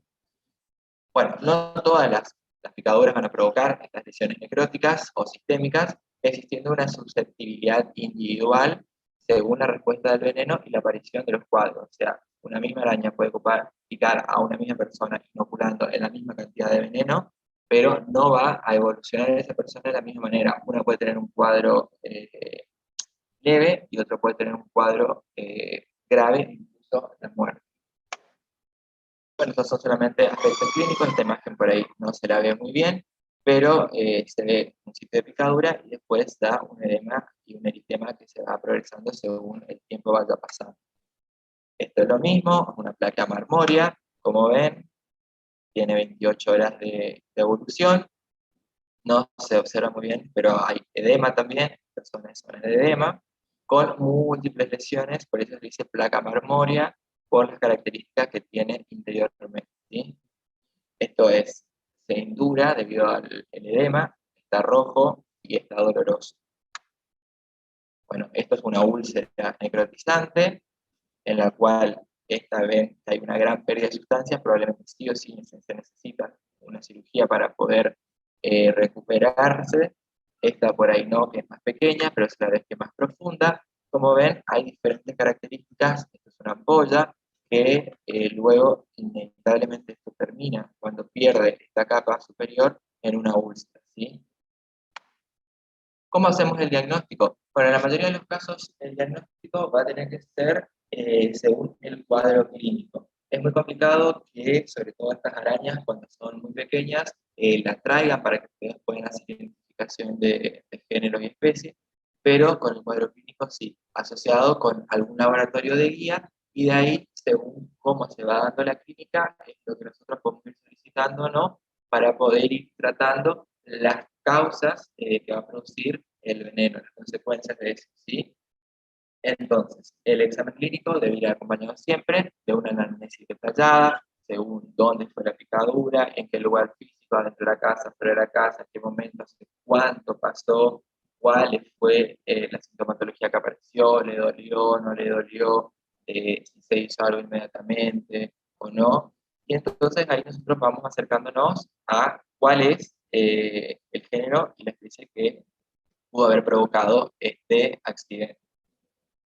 Bueno, siempre los pacientes deben ser mantenidos en observación ambulatoria o internación, dependiendo cuál es el cuadro clínico, siempre por lo menos 36 horas, ¿sí? Para poder excluir un loxocelismo y sobre todo las formas graves que pueden llevar a la muerte. Bueno, estos simplemente son diagnósticos diferenciales, los cuales podemos encontrar, no lo vamos a nombrar, simplemente lo dejo para que los tengan, los puedan leer, pero siempre que tengamos un diagnóstico, no solamente de esto, sino de cualquier patología o cualquier accidente, siempre vamos a tener diagnósticos diferenciales, que son aquellos que se asemejan según las características que nosotros tenemos que saber diferenciar. Bueno, los exámenes complementarios, como les hablé anteriormente, podemos solicitar un hemograma, una urea, una creatinina, sedimento de orina, hepatograma y coagulograma, que es aquello que nos va a ayudar para hacer el diagnóstico y sobre todo el seguimiento del paciente, ¿sí? Porque a expensas de que, por ejemplo, un hepatograma, un coagulograma vaya empeorando sus parámetros normales, tenemos que ir solucionando esos problemas, que son consecuencia de lo que provocó el veneno, ¿sí? Bueno, para el tratamiento y las medidas generales, siempre van a ser prácticamente parecidas para todas. Tenemos que retirar los elementos que pueden comprimir y agravar el edema de la zona afectada. Siempre que haya una picadura hay que descubrirla. En las lesiones localizadas en los miembros tenemos que mantener una posición de Trendelenburg, o sea, con las piernas hacia arriba, la cabeza hacia abajo, realizar anestesia local si se lo requiere, evaluar la profilaxis antitetànica también, analgésicos si fuera necesario, y después con respecto a tratamientos en los cuales no están muy como gol estándar de que se lo hace a todos, sino se va evaluando la clínica justamente, como ser, por ejemplo, el uso de corticoides, el uso de antibióticos, y siempre controlar ya en los pacientes en los cuales se está complicando o está evolucionando a una forma más grave, la mecánica respiratoria, el estado hemodinámico, el equilibrio hidroelectrolítico y la función renal, ¿sí? Bueno, el específico siempre va a ser la administración del antiveneno, como ya lo dije, Floxocel. El antiveneno ha demostrado que es específico cuando se administra dentro de las primeras 36 horas de ocurrido el accidente. Y la dosis siempre va a ser la misma tanto para niños como para adultos. Bueno, eso fue Loxoceles. Ahora vamos a hablar un poquito de Latrodectus. Seguimos en el grupo Labidognata, o sea, comparten las características que hablamos anteriormente de los quelíceros con Loxoceles. Esta se la conoce vulgarmente como viuda negra, araña rastrojera, araña de lino. Son los nombres en los cuales más lo van a encontrar, ¿sí? Tanto en los libros como en la calle o en su casa, dependiendo de dónde estén hablando o en qué lugar incluso del mismo país. Morfológicamente, estas son también arañas pequeñas. El cefalotórax de la hembra adulta puede medir hasta 1,5 cm. Ven, acá muestra 2,5 cm con las patas extendidas, pero hasta 1,5 cm puede medir el cefalotórax de la araña. El abdomen, como ven, es globuloso. Vamos a ver, bien globuloso, y tiene como característica esto, ¿sí? Lo que se denomina reloj de arena en la parte ventral del abdomen, que siempre se lo dice que es roja, pero en la hembra es más evidente que en el macho, y a veces no es tan roja como se lo ve en esta imagen, sino que también puede tornarse a anaranjado, amarronado, o incluso en el macho puede no aparecer esta característica de reloj de arena, sino más bien puntitos de colores más amarronados o anaranjados, ¿sí? Bueno, las hembras inmaduras pueden tener variados colores en el dorso y son indistinguibles de los machos. Van a presentar 8 ojos, vamos a ver ahora las características. Las patas son delgadas, largas, y en el último segmento del cuarto par de las patas van a presentar un par de peines de pelo que van a producir, bueno, estos van a ser observados también siempre con lupa. La araña en sí también, para ver sus características y su caracterización, si bien por ahí son más fáciles de ver macroscópicamente, vamos a tener que observarlas con una lupa porque son pequeñas, ¿sí? 1,5 cm el cefalotórax. Bueno, los ojos presenta 8 y la disposición es horizontalmente en 2 líneas, ¿sí? En cada línea hay 4 pares de ojos y se lo va a ver de esta manera, ¿sí? Esto tengan en mente, tanto las imágenes y cómo se distribuyen, cada una en respecto a Loxoceles y Latrodectus. Loxoceles dijimos que era en B, Latrodectus ahora son 8 ojos puestos en 2 hileras. Loxoceles dijimos que eran 3 pares, o sea, 6 ojos en B. Bueno, la tela, en este caso, es muy resistente, es irregular, sin organización, ¿sí? Aparentemente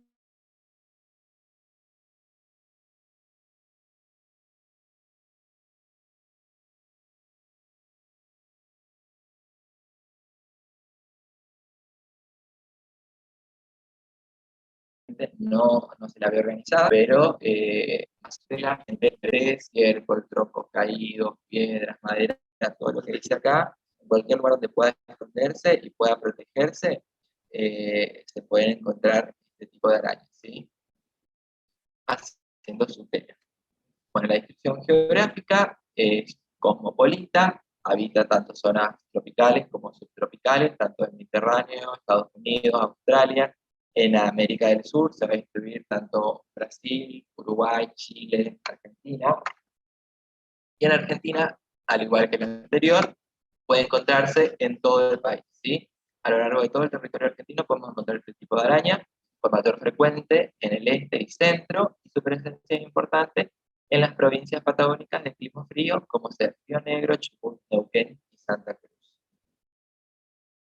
La epidemiología es de hábitat peridomiciliario rural, lo más habitual, aunque también puede ser urbano y se alimentan de insectos. Anteriormente, cuando hablamos de toxoceles, dijimos que era domiciliario. Esta es peridomiciliario.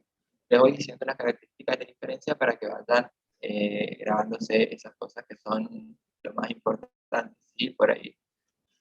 Bueno, esta se la va a encontrar frecuentemente al aire libre, pero no siempre. Son de costumbres furtivas. Su máxima actividad va a aparecer entre finales de primavera y comienzos de otoño, que es cuando hay la mayor cantidad de adultos y jóvenes en la naturaleza. Generalmente, como todas las demás, tampoco son agresivas y cuando se sientan amenazadas, huyen o lo que hacen es otro de su uso de la tela, es que se cuelgan, dejan caerse de la tela con el objetivo de escapar, ¿sí? Tratan de escapar y pueden tener la característica de una posición de muerta con las patas cerradas y con el vientre hacia arriba, o sea, boca arriba con las patas cerradas, cayendo de la tela para defenderse y protegerse cuando se sientan amenazadas. Bueno, el acrodectismo es el síndrome neurotóxico, importante, sí, síndrome neurotóxico potencialmente letal, producido por el veneno del acrodecto, ¿sí? Este síndrome es eminentemente neurológico, potencialmente letal.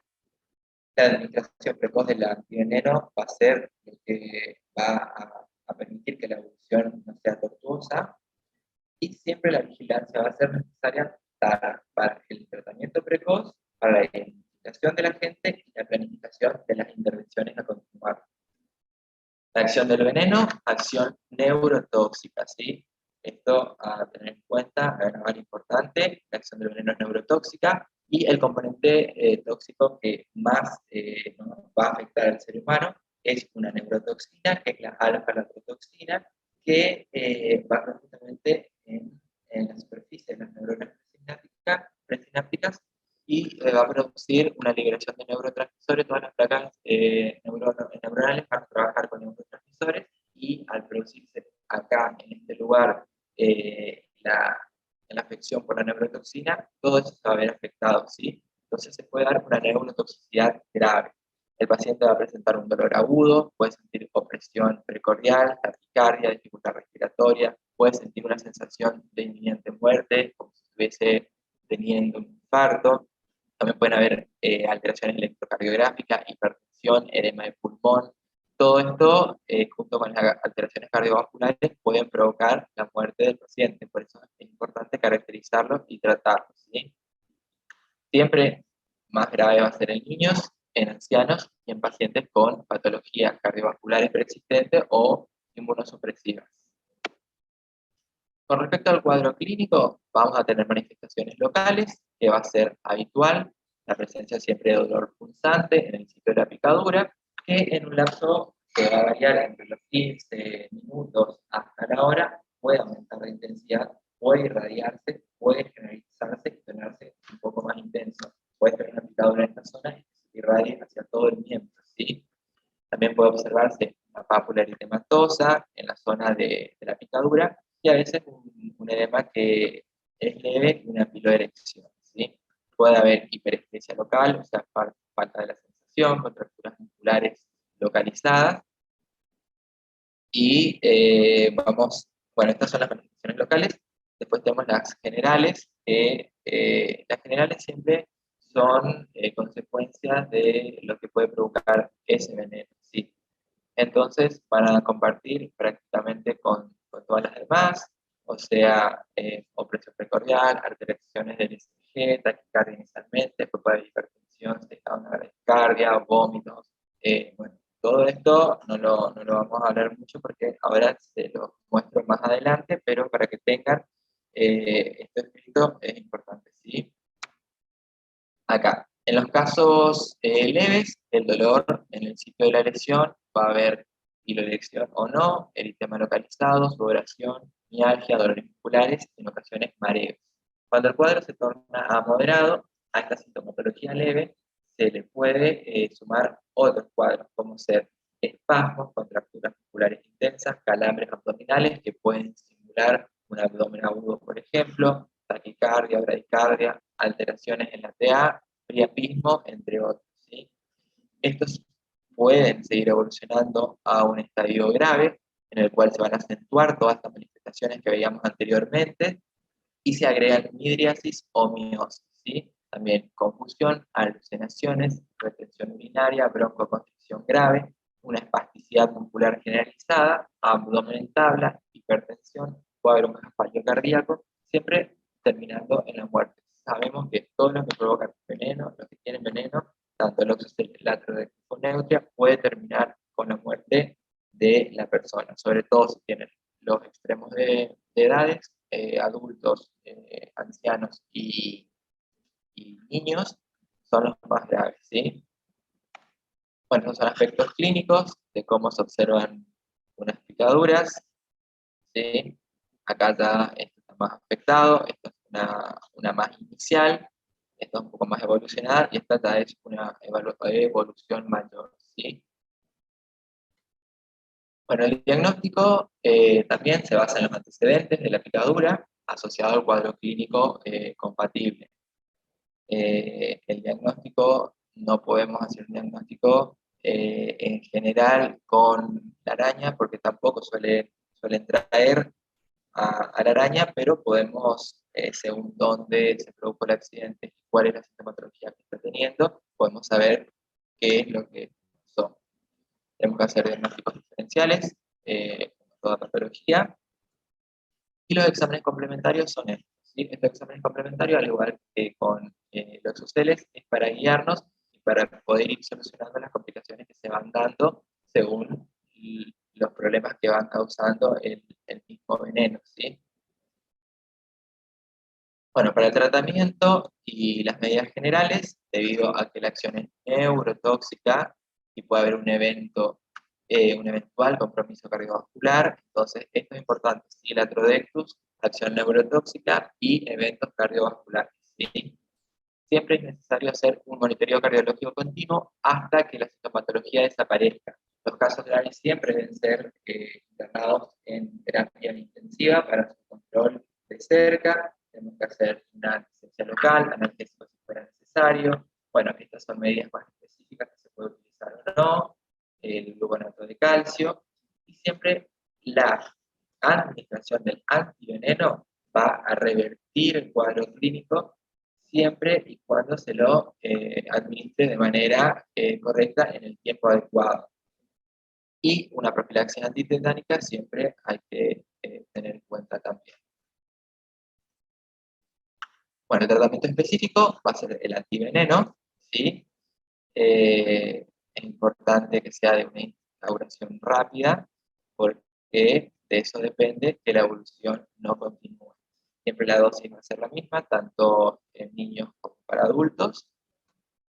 Y la evolución natural, esto quiere decir, si nosotros no hacemos una intervención médica para revertir lo que está sucediendo, el paciente va a evolucionar de esta manera, ¿sí? Con una astenia, sensación de debilidad, cefalea, insomnio, dolores en diversas partes del cuerpo, y puede evolucionar siempre hasta la muerte, ¿sí? Bueno, otra, foneutria, vamos a hablar ahora. Foneutria pertenece al grupo Labidognata también, y con estas concluimos las tres que tenemos el antiveneno para poder administrar, ¿sí?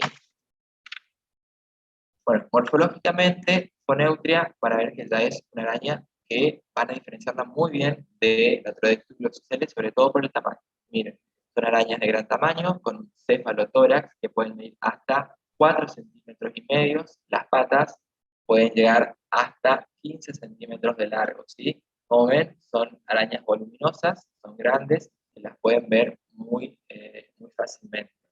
Presentan 8 ojos también, los quelíceros son grandes, y al ser quelíceros más grandes, acá ya va a haber mayor implicancia y mayor dolor también en el sitio que se da la picadura frente a un accidente, porque estos mismos quelíceros van a ser traumáticos, ¿sí?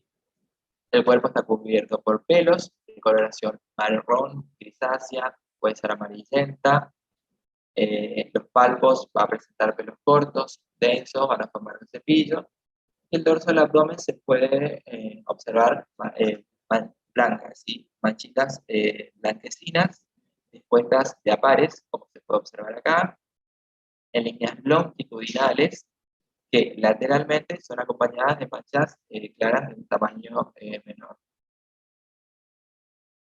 Bueno, acá tenemos la caracterización de los ojos. Presenta 8 ojos dispuestos en 3 líneas, ¿sí? Esta es una línea, 2 líneas, incluye 4 y la última de 2. Entonces tenemos en la línea superior 2 ojos, son par, 4 en la parte media y 2 en la parte de abajo o posterior, ¿sí? Acá podemos observar, tenemos posterior, medio y anterior, se lo puede observar acá. Bueno, la distribución geográfica ya es más acotada en lo que es el territorio nacional. Esta se va a encontrar en América Central, en América del Sur, suele hallarse en hábitats selváticos o del monte cálido, tropical, subtropical, en zonas siempre que tengan una vegetación que sea abundante.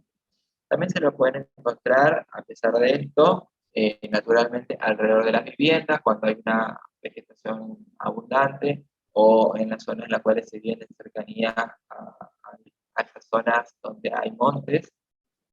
Entonces, acá en la Argentina tenemos implicados estas zonas, ¿sí? Misiones, Chaco, Formosa, Chaco, Corrientes, el norte sobre todo, Jujuy y Salta. Puede encontrarse ocasionalmente hasta el delta del Paraná en relación con el transporte y la manipulación de cargamento de frutas, por ejemplo, bananas.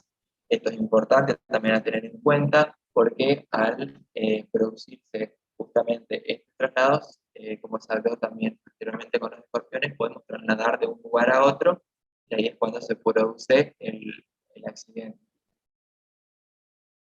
Bueno, epidemiológicamente se las encuentra en regiones de abundante vegetación. También puede aparecer en hábitos peridomiciliarios cuando tienen las características que hablamos en la diapositiva anterior. Su actividad nocturna, no construyen tela. Importante, esto es algo que se diferencia. Esta no va a construir tela. Es común que se las halle entre las plantas, en la selva, en los alrededores de la casa, en las cortezas del tronco, en el lugar donde se pueden proteger. También pueden hacer cuevas en lugares húmedos y oscuros. Y la mayoría de los accidentes se va a aparecer en los meses cálidos, ¿sí? Salvo en aquellos climas que sean tropicales, que pueden mantenerse durante todo el año por las características climáticas también. Bueno, en los meses, sobre todo de marzo a Brasil, es donde se produce la mayor cantidad de accidentes en Brasil, en concordancia con la etapa reproductiva de estas arañas, ¿sí? Bueno, el fonautrismo, ¿qué es? Es el envenenamiento por el veneno redundante de araña del género Phoneutria, ¿sí? Siempre se habla de fonautrismo cuando el cuadro clínico es agudo y potencialmente grave. Es un síndrome esencialmente neurotóxico, ¿sí? Para recordar esto, potencialmente letal, principalmente en niños. Y la vigilancia siempre va a ser necesaria para el tratamiento y sobre todo para el seguimiento. La acción del veneno es neurotóxica, en la cual también va a aparecer dolor, van a aparecer alteraciones sistémicas, puede aparecer priapismo, hipotensión, edema pulmonar. Se va a producir una despolarización de las fibras musculares y de las terminaciones sensitivas y motoras del sistema nervioso autónomo, favoreciendo la liberación de los neurotransmisores. ¿Sí? De esta manera es como actúa el veneno en su acción neurotóxica. Las manifestaciones locales en el cuadro clínico que vamos a encontrar frente a un accidente por foneutria, esto generalmente va a aparecer en manos y pies, pero porque son las zonas de mayor acceso. ¿Sí? De inmediato se va a producir un dolor punzante intenso por acción traumática. Recuerden, esta araña es grande, los pelíceros son grandes, entonces no solamente va a producir causas por la acción directa del veneno, sino también por el traumatismo que se produce por los pelíceros. Las marcas en el sitio de la punción van a ser visibles y también pueden aparecer un edema en este lugar, sudoración, hiperemia y fasciculaciones musculares. Las manifestaciones generales, también el cuadro puede acompañarse con toda esta sintomatología que la pueden ver en este momento, que son las mismas para cualquiera de las demás picaduras. Puede observarse acá crisis convulsivas con opistótonos, esto es importante, las crisis convulsivas con opistótonos. Estas crisis pueden desencadenarse por el roce simplemente de la piel, y el cuadro puede durar varias horas, hasta 24 horas, y puede causar la muerte, como les dije, sobre todo si el accidentado es un niño pequeño. En los adultos habitualmente solamente se va a producir un dolor, un edema local y luego con el tiempo va a remitir. ¿Sí? Bueno, para clasificar un poquito el cuadro clínico, tenemos cuadro clínico leve, moderado y grave, en el cual el cuadro clínico leve local, eventualmente aparece taquicardia, agitación, secundaria al intenso dolor, y también puede observarse un eritema y sudoración localizada. Esto puede evolucionar, convertirse en un cuadro clínico moderado, en la cual ya hay otras manifestaciones, ¿sí? Puede haber visión borrosa, vómitos, dolor del abdomen, priapismo, cefalea discreta. Esto si se agrava, es muy raro en los adultos, pero sí puede ser frecuente en los niños, sobre todo cuanto más pequeños sean. A todas las manifestaciones anteriores se pueden agregar insuficiencia cardíaca, arritmias, edema agudo pulmón, shock, convulsiones, depresión neurológica, coma y siempre la muerte. ¿Sí? Siempre puede producirse una opción, aunque siempre se va a producir la muerte. Bueno, el diagnóstico en la mayoría de las oportunidades es fácil, el diagnóstico, porque en general, al ser una araña ya mucho más grande, puede el accidentado referir su picadura, puede caracterizarla, puede decir más o menos el tamaño que es, eso puede llevarla al centro de salud, a donde lo consulte, puede aparecer con araña. Exámenes complementarios, no existe ninguno que puedan facilitar el diagnóstico. Estos son diagnósticos diferenciales. Acá tenemos, miren, diagnóstico diferencial por picadura de escorpión, por picadura de Latrodectus, así que tenemos diagnósticos diferenciales dentro de lo mismo que veníamos hablando anteriormente. Bueno, exámenes complementarios, como se los dije, no hay ninguno que sea específico, sino solamente para controlar cómo está evolucionando y poder tratar las complicaciones que se dieron por la inoculación del mismo veneno. Pero son exámenes complementarios para evaluar cualquier tipo de otra patología que pueda ser. Sí, son genéricos, no son específicos para una picadura de foneutria. Bueno, el tratamiento y las medidas generales, siempre se va a recomendar la observación de los pacientes por un lapso no menor a 6 horas. Cuando nos aseguramos después de 13 horas ya no se complica, realmente no hay riesgo de complicaciones, entonces este es el tiempo que tiene que estar en observación. Siempre los niños son los que más hay que prestar atención, por ahí tenemos un poquito más según cómo vaya evolucionando. Los casos moderados ya deben internarse, ¿sí? Y los casos severos deben internarse severos o graves en terapia intensiva en general. Los moderados pueden estar en sala normal, pero siempre con controles, ¿sí? Controles horarios, y los más graves en terapia intensiva. Local, puede utilizarse compresas con inmersión en agua tibia para aliviar el dolor, puede realizarse infiltración anestésica también. En caso de dolor puede utilizarse analgésicos. Este cuadro doloroso dura alrededor de 3 a 4 horas y luego comienza a ceder, ¿sí? Siempre evaluamos la profilaxis antes de tal. El tratamiento específico va a ser el antiveneno, el de las anteriores, con la misma dosis para niños como para adultos. Y acá vamos a hablar sí, de las tres, tanto los y la protección y Proneutria, sobre la prevención. ¿Por qué? Porque muchas de ellas comparten la manera de prevenirlas. Por ahí cuando hablamos de prevención es importante hacer también lo que te dije anteriormente, como ser a dónde se encuentran, adentro de la casa, domiciliaria, peridomiciliaria, cuáles son los momentos en el año en el que mayor actividad tienen. Entonces, dónde se esconden, dónde la vamos a encontrar. Entonces, en base a esto vamos a poder prevenir estos accidentes. Entonces, tanto para los que se la Proneutria, tenemos que tener un aseo cuidadoso y periódico de las viviendas y alrededores, revocar las paredes y colocarse los rasos en los techos. Cuando el caso requiera, hay que colocar alambres tejidos en las puertas y en las ventanas, examinar y sacudir las prendas de vestir que están colgadas en las paredes. Nunca hay que colocarlas, también controlar los calzados antes de ponernos, botas o cualquier tipo de objeto que esté depositado en el suelo que pueda servir de albergue para estas. Con respecto a los usuarios, tenemos que tener precaución con el manipuleo de los muebles viejos, materiales abandonados, revisar periódicamente cuadros, pizarrones, objetos de escasa movilización. Para el Latrodectus, precaución en la remoción de escombros, troncos caídos, piedras y sobre todo al introducir las manos en huecos de árboles, paredes, hoyos en el suelo.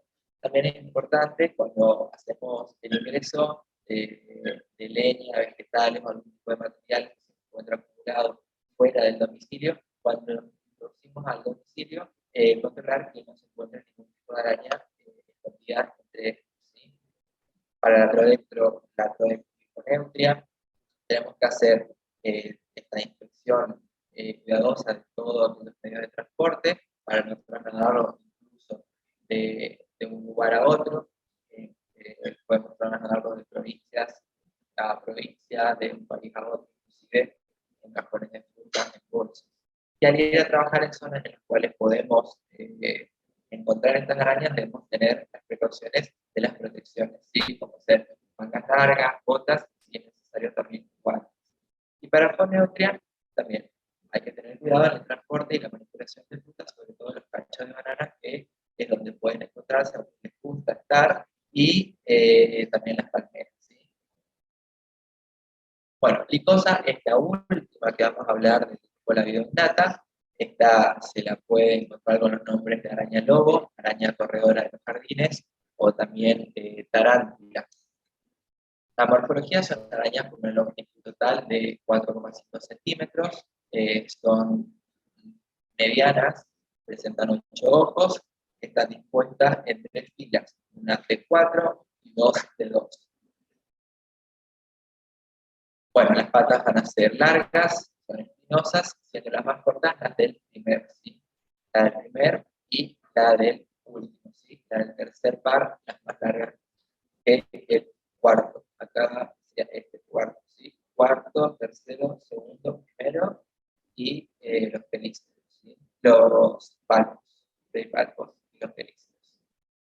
Para los tarsos van a poseer densas escópulas que van a terminar en pezuñas y los colores son así, amarronados, pardos. Acá podemos ver bien los ojos como se distribuyen en una hilera anterior de 4, después tenemos una de 2 y otra de 2 más lateralmente. La distribución geográfica se distribuye en toda América del Sur, Brasil, Paraguay, Uruguay, en las provincias continentales de Argentina. Puede llegar desde el sur hasta la zona litoral y pasando por la zona central de Santa Cruz. Pero biológicamente, estos son errantes, viven en cuevas propias, aprovechan también cuevas de otros animales, son como polistas, para predominar en los climas templados y fríos, son cazadoras activas, se alimentan de artrópodos Y acá la captura es a través del acecho. Persigue a su presa hasta poder lanzarse sobre ellos, lavarle su apretado víscero, inocularle el veneno, paralizarlos y de esta manera poder tener su alimentación.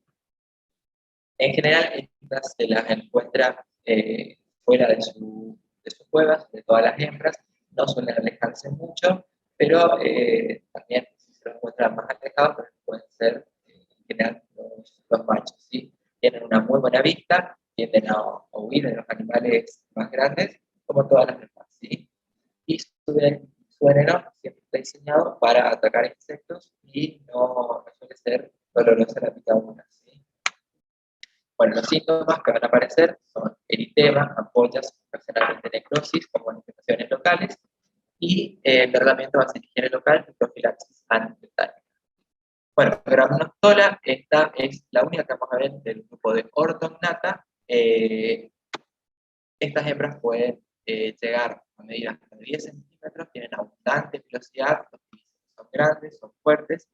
Esto lo que pueden ver en estas es que tienen en la parte del abdomen, en la parte, ven cómo se ve como que está gastado. Bueno, esto es porque es la zona donde tiran los pelos, ¿sí? Al tirar los pelos van quedando en estas zonas como de escara, donde se ve que perdió los mismos. Los colores son de color parda, de color negra. La distribución geográfica es en zonas templadas de Sudamérica, incluyendo Argentina, Bolivia, Brasil, Chile, Paraguay y Uruguay. Estas no suelen picar, su modo de vida va a ser sedentario, transcurre sobre todo en las cuevas, como se lo dije anteriormente, y se alimenta de todo tipo de las presas, como ser escarabajos, cucarachas, langostas, grillos, todo lo que tenga más o menos ese tamaño, ¿sí? Pueden comer arañas de su misma especie, pero no es algo excepcional, ¿sí? Circunstancial. Y la mayoría las captura al acecho, ¿sí? Bueno, las manifestaciones que van a aparecer van a ser causadas por los pelos urticantes que se desprenden de su cuerpo, como ser urticaria, conjuntivitis, rinitis y broncoespasmos, y para su tratamiento es simplemente sintomático y localizado, no tiene manifestaciones generalizadas.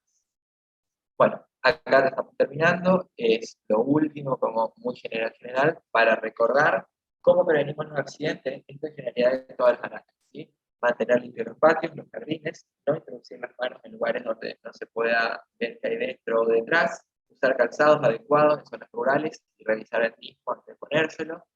¿Qué no debemos hacer? Cuando se produce un accidente no debemos hacer torniquetes, no debemos beber bebidas alcohólicas, no colocar remedios caseros, no realizar cortes ni incisiones y no succionar el veneno para extraerlo, ¿sí? Los primeros auxilios que debemos hacer son lavar la herida, solamente con agua y jabón, desajustar a las prendas, anillos, pulseras, relojes, quitarlos, colocar hielo en la zona picada. El hielo simplemente es para que la circulación disminuya, para que sea más lento la transmisión del veneno, ¿sí? Y la distribución del veneno. Y mantener el accidentado tranquilo y asistir de inmediato al centro de asistencia más cercano. Bueno, esta es la bibliografía que hemos utilizado. Y está también en el campus, le dejé este material que aparece acá, está todo publicado en clases, en material complementario para que lo puedan revisar si necesitan hacer una mayor ampliación. Bueno, muchas gracias.